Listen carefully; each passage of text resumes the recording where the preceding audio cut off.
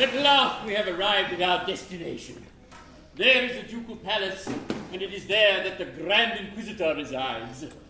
As a Castilian hidalgo of 95 quarterings, I regret that I am unable to pay my state visit on a horse.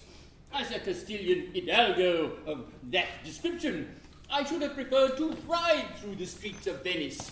But owing, I presume, to an unusually wet season, the streets are in such a condition that equestrian exercise is impracticable. No matter. Where is our suite? Your Grace, I am here. Why do you not do yourself the honor to kneel when you address His Grace? My love, it is so small a matter. Still, you may as well do it. The young man seems to entertain but an imperfect appreciation of the respect due from a menial to a Castilian hidalgo. My child, you are hard upon our suite. Papa, I have no patience with the presumption of persons in his plebeian position. If he does not appreciate that position, well then let him be whipped until he does. Oh, let us hope the omission was not intended as a slight. I should be much hurt if I thought it was. So would he. Where are the halberdiers who were to have had the honor of meeting us here, that our visit to the Grand Inquisitor might be made in becoming state? Your Grace, the halberdiers are mercenary people who stipulated for a trifle on account. Oh, how tiresome. Well, let us hope the Grand Inquisitor is a blind gentleman. And the band, who were to have had the honor of escorting us. I see no band. Your Grace, the band are sordid persons who are required to be paid in advance. Oh, that's so like a band. Well, insuperable difficulties meet me at every turn. But surely they know His Grace. Exactly. They know His Grace. Well, let us hope the Grand Inquisitor is a deaf gentleman. A cornet a piston would be something. You do not happen to possess the accomplishment of tootling like a cornet a piston? Alas, no. But I can imitate a farmyard. Well, I don't see how that would help us. I don't see how we could bring it in. It would not help us in the slightest. We are not a parcel of graziers come to market. Dolt. My love, how sweet feelings. Be so good as to ring the bell and inform the Grand Inquisitor that His Grace, the Duke of Plaza Toro, Count Matadoro, Baron Picadoro, And suite. And the suite have arrived in Venice and seek Desire. and demand an audience. Your Grace has but to command. I felt sure of it. I felt sure of it. And now, my love, shall we tell her? I think so. And now, my love, prepare yourself for a magnificent surprise. It is my agreeable duty to reveal to you a secret which would make you the happiest young lady in Venice. A secret? A secret which for state reasons it has been necessary to preserve for 20 years. When you were a prattling babe of 6 months old, you were married, by proxy, to no less a personage than the infant son and heir of His Majesty, the immeasurably wealthy King of Barataria. Married? To the infant son of the King of Barataria? Was I consulted? Then it was a most unpardonable liberty. Consider his extreme youth and forgive him. Shortly after the ceremony, that misguided monarch abandoned the creed of his forefathers and became a Wesleyan Methodist of the most bigoted and persecuting type. The Grand Inquisitor, determined that the innovation should not be perpetuated in Barataria, caused your smiling and unconscious husband to be stolen and conveyed to Venice. A fortnight since, that Methodist monarch and all his Wesleyan court were killed in an insurrection. And we are here to ascertain the whereabouts of your husband and to hail you, our daughter, as Her Majesty, the reigning Queen of Barataria. Your Majesty.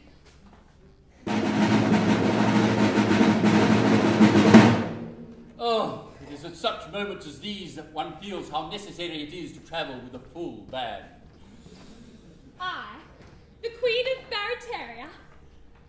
But I've nothing to wear. We're practically penniless.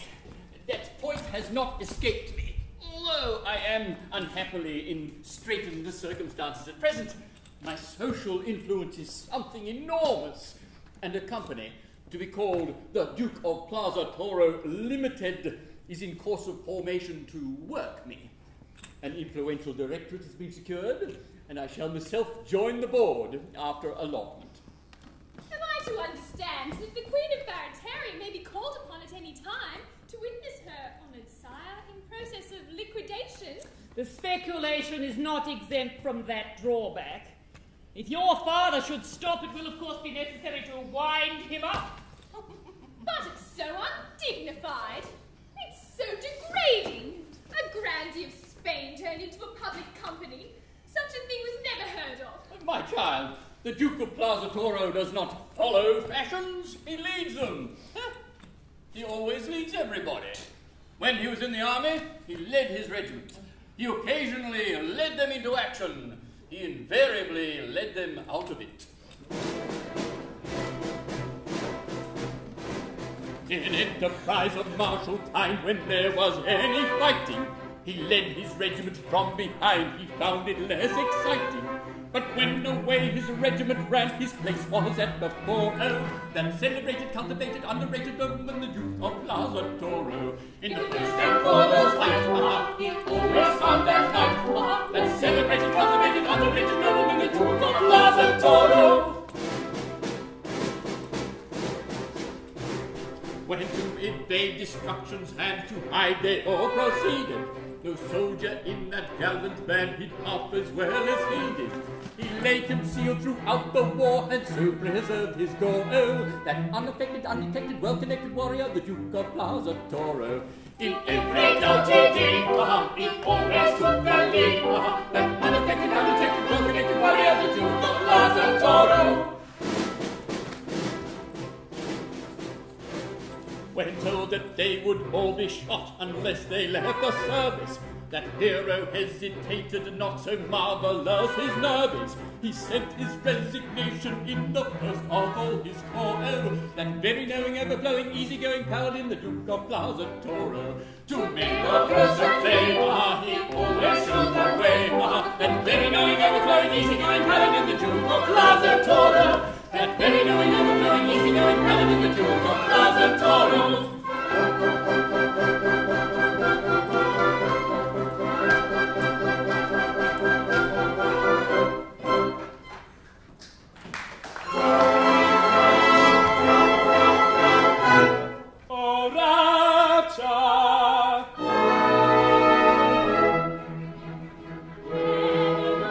Together, two loving hearts and those that bear the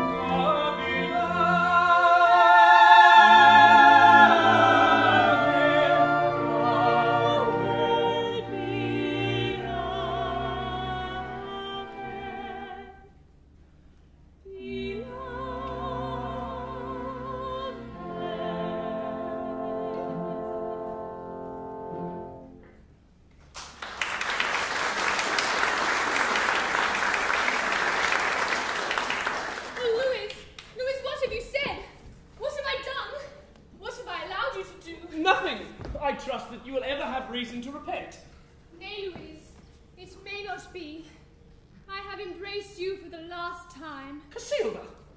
I have just learned, to my surprise and indignation, that I was wed in babyhood to the infant son of the King of Barataria. The son of the King of Barataria? The child who was stolen in infancy by the Inquisition? The same, but of course you know his story. Know his story? Why, I have often told you that my mother was the nurse to whose charge he was entrusted. True, I had forgotten. Well, he has been discovered, and my father has brought me here to claim his hand. But you will not recognize this marriage. It took place when you were too young to understand its import. Nay, Louise, respect my principles, and cease to torture me with vain entreaties. Henceforth, my life is another's. But stay! The present and the future, they are another's, but the past, that at least is ours, and none can take it from us. As we may revel in naught else, we may revel in that. I don't think I grasp your meaning. Oh, yet it is logical enough. You say, you cease to love me.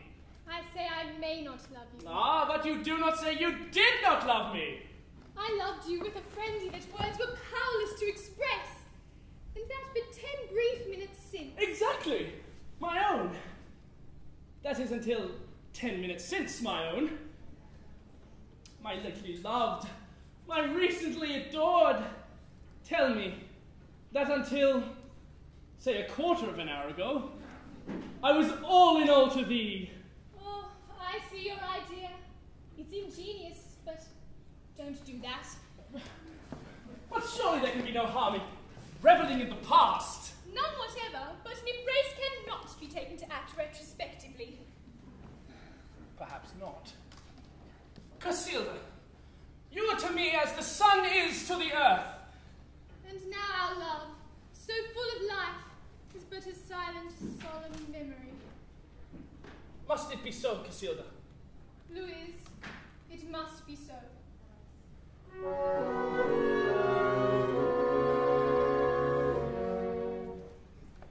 There was a time forever gone. Our road is me. It was no crime to love but thee alone. Our road is me. One heart, one life, one soul, one aim, one goal. Each in the other's grown, each all in all,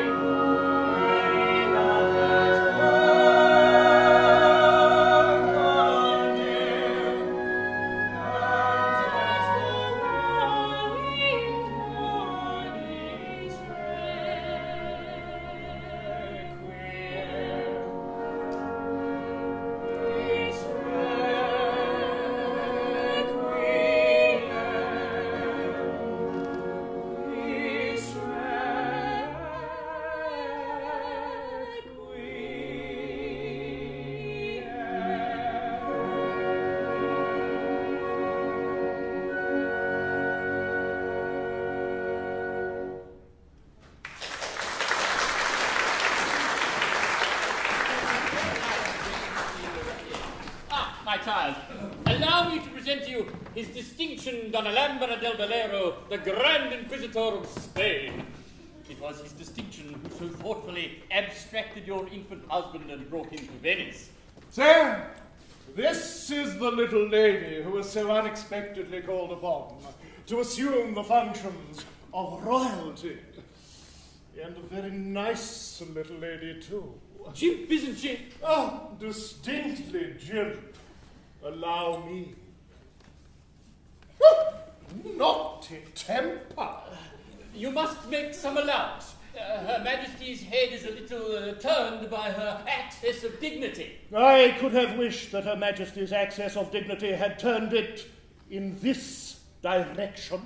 Unfortunately, if I'm not mistaken, there seems to be some little doubt as to His Majesty's whereabouts. A doubt as to his whereabouts? Then we may yet be saved. Doubt? No, dear no. No doubt at all. He is here in Venice, plying the modest but picturesque calling of a gondolier. I can give you his address. I see him every day. In the entire annals of our history, there is absolutely no circumstance so entirely free from all manner of doubt, of any kind whatever. Listen, and I'll tell you all about it.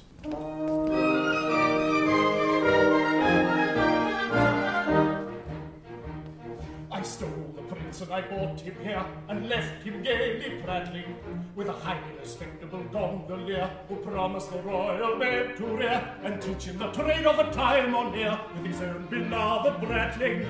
Both of the babes were strong and stout, considering all things clever. Of that there is no manner of doubt, no probable possible shadow of doubt, no possible doubt whatever. No possible doubt whatever. But owing and much disposed to fear to his terrible taste for tippling, that highly respectable gondolier could never declare with a mind sincere which of the two was his offspring dear, and which her royal stripling. Which was which he could never make out, despite his best endeavour. Of that there is no manner of doubt, no probable possible shadow of doubt, no possible doubt whatever. No possible doubt whatever. Time sped, and when at the end of the year I sought that infant cherished, that highly respectable gondolier was lying a corpse on his humble bier. I dropped a grand inquisitor's tear. That gondolier had perished. A taste for drink combined with gout gobbled him up forever. Of that there is no manner of doubt, no probable possible shadow of doubt, no possible doubt whatever. No possible doubt whatever. The children followed his old career. This statement can't be parried. Of a highly respectable gondolier, well, one of the two who will soon be here. But which of the two, it is not quite clear, is the royal prince you married. Search in and out and around about, and you'll discover never a tale so free from every doubt, or probable possible shadow of doubt, or possible doubt whatever. A tale so free from every doubt, or probable possible shadow of doubt, or possible doubt whatever.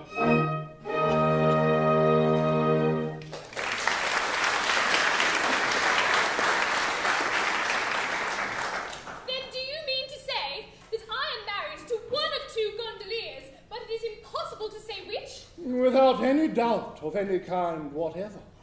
But be reassured, the nurse to whom your husband was entrusted is the mother of the musical young man who is such a past master of that delicately modulated instrument. She can, no doubt, establish the king's identity beyond all question. Heavens, how did he know that? My young friend, a grand inquisitor, is always up to date. His mother is at present the wife of a highly respected and old-established brigand who carries on an extensive practice in the mountains around Cordova. Accompanied by two of my emissaries, he shall set off at once for his mother's address. She will return with them, and if she has any difficulty in making up her mind, the persuasive influence of the torture chamber will jog her memory. But, bless my heart, consider my position. I am the wife of one. That's very clear. But who can tell, except by intuition,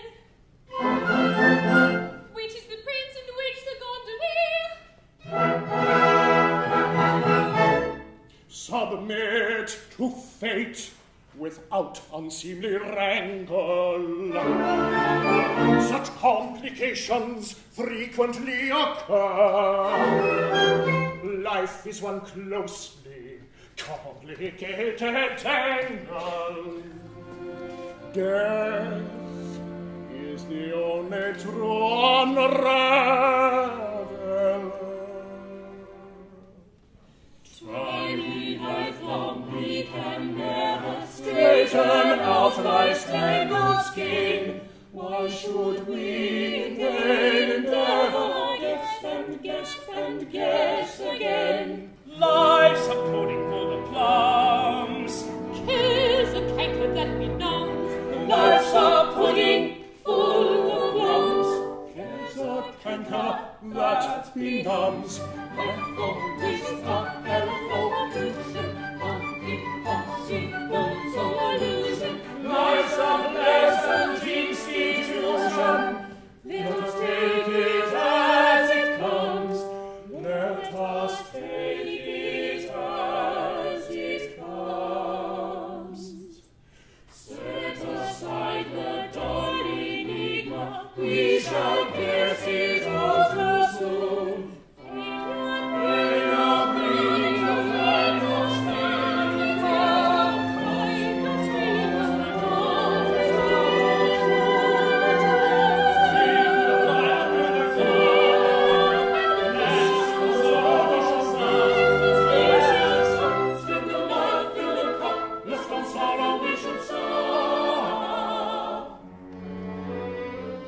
Open to fancy, feel as it comes down the middle, but the